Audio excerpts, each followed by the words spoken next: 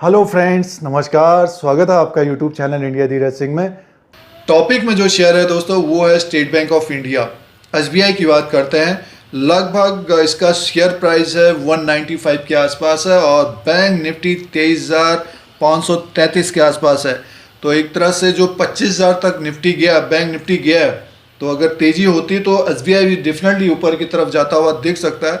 जैसे कि इवेंट है, लगभग एक महीने से बताने की कोशिश है कि अगर इन्वेस्टमेंट भी कर रहे हैं तो बड़े शेयरों में करने की कोशिश करिए। और निफ्टी एक तरह से अपने हाई के आसपास है, मीन्स 12,400 हाई है, तो 11,700 के आसपास तो आ गया, 12,020 तक तो गया ही है। चैनल पर अगर आप नए हैं तो सब्सक्राइब और बेल आइकन को प्रेस करिए।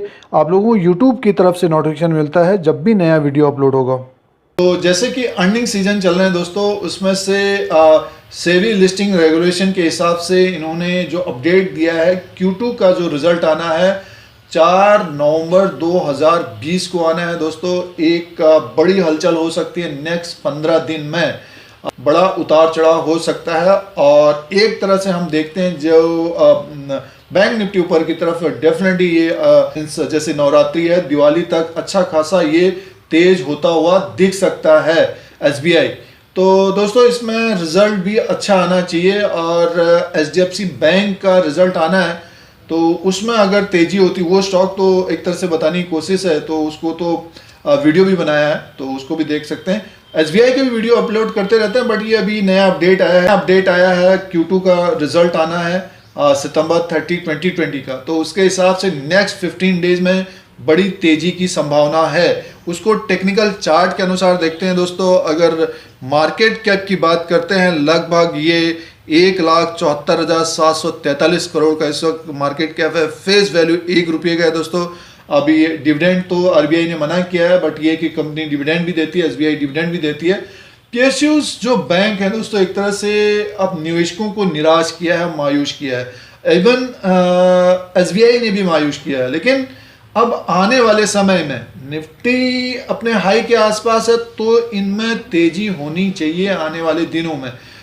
फिलहाल गिरने से पहले एसबीआई में एक तेजी हो सकती है दोस्तों। अगर सपोज 4 नवंबर 2020 को इसका रिजल्ट अच्छा आता, 20 से 30% की ग्रोथ दिखती है, जो अभी यूटीआई एमसी में भी हिस्सेदारी बेची गई है, तो दोस्तों डेफिनेटली स्टॉक ऊपर की तरफ जाता हुआ दिख सकता है और 232 का टारगेट हिट हो सकता है। दोस्तों एसबीआई को टेक्निकली देखते हैं, आरएसआई को लगाएंगे और डेली कैंडल देखेंगे और मंथली कैंडल देखेंगे, जो लंबे समय के लिए थोड़ा सा निवेश करते हैं 3-4-6 महीने के लिए, तो उसको देखते हैं। देखिए एक जो बड़ी गिरावट आई थी मार्च के महीने में, लगातार ये ऊपर लगभग 314 से गिर कर लगभग 150 तक आया ये, उसके बाद और गिरावट हुई।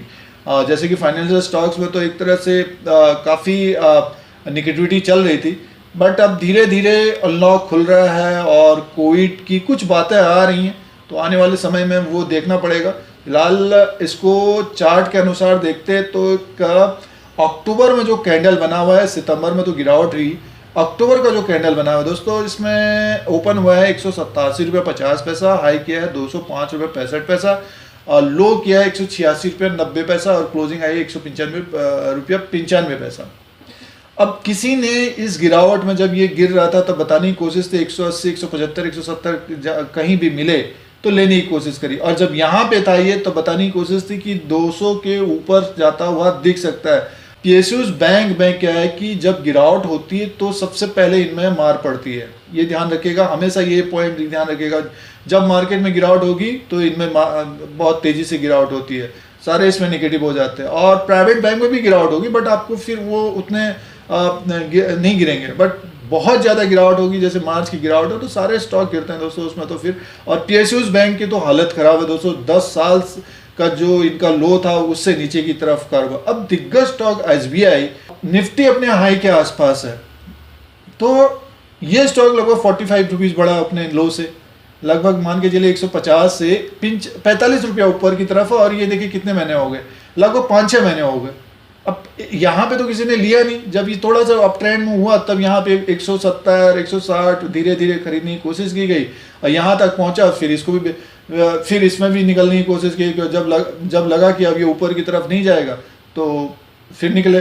और फिर गिरावट आई तो फिर पकड़ने की कोशिश की गई है, अब फिर ये ग्रीन कैंडल बना रहा है। अब नेक्स्ट 15 to 16 डे में इसका जो स्टॉप लॉस होगा दोस्तों लगभग 187 से 185 का होगा अगर ट्रेडिंग कर रहे हैं। अगर निवेश किया है तो बने रहिए, चिंता की कोई बात नहीं है इसमें। निफ्टी में बड़ी गिरावट आएगी तब फिर इसमें गिरावट आ सकती है, निफ्टी में बड़ी गिरावट होगी तभी ये फिर गिरेगा। वैसे स्टॉप लॉस 175 का एक रख सकते हैं, बट इसकी जो बुलिशनेस आएगी दोस्तों लगभग 230 के ऊपर, तो डेफिनेटली इसका भी समय आएगा, टाइम आएगा और तेज होता हुआ दिख सकता है।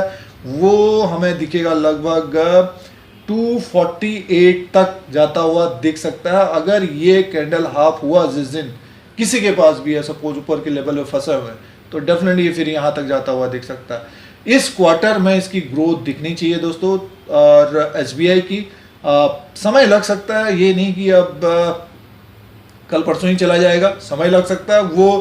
वो समय हो सकता है कि 10 दिन भी हो सकता है 3 महीने भी हो सकता है। तो चार्ट में दोस्तों एक तरह से अक्टूबर का मंथ तो ग्रीन बता रहा है, और इसको हम डेली वाइज के हिसाब से भी देखते हैं।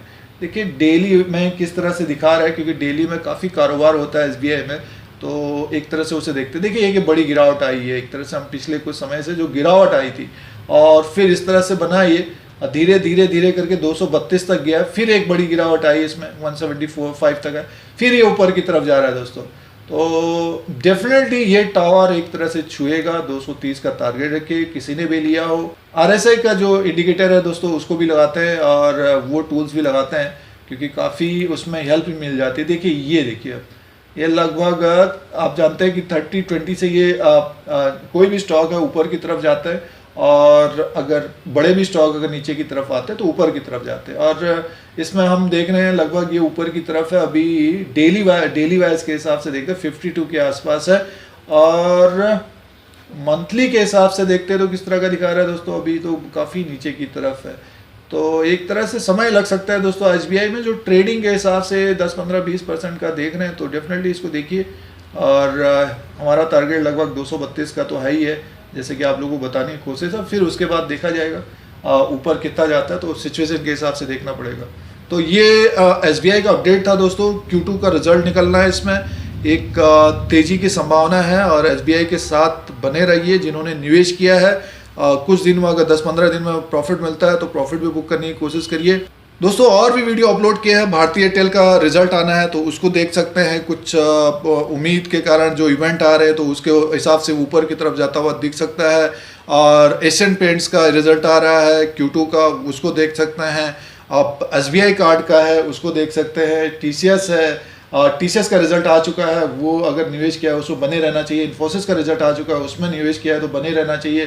टाटा मोटर का रिजल्ट आना है तो लगभग 15-20 दिन पहले बताने की कोशिश थी कि टाटा मोटर भी तेज होता हुआ दिख सकता है, तो उसको भी आप देख सकते हैं। और बहुत सारे वीडियो अपलोड करते रहते हैं दोस्तों। और इसी तरह से आप लोगों को इंडिया का जो शेयर मार्केट है, स्टॉक मार्केट है, उसका अपडेट एनालिसिस सारा कुछ लेटेस्ट देने की कोशिश करते हैं। अगर आपको ये YouTube channel India Dheeraj Singh देखना है तो सब्सक्राइब और बेल आइकन को प्रेस करिए, फिर कोई नया वीडियो लेके आएंगे। आज के लिए इतना ही, धन्यवाद।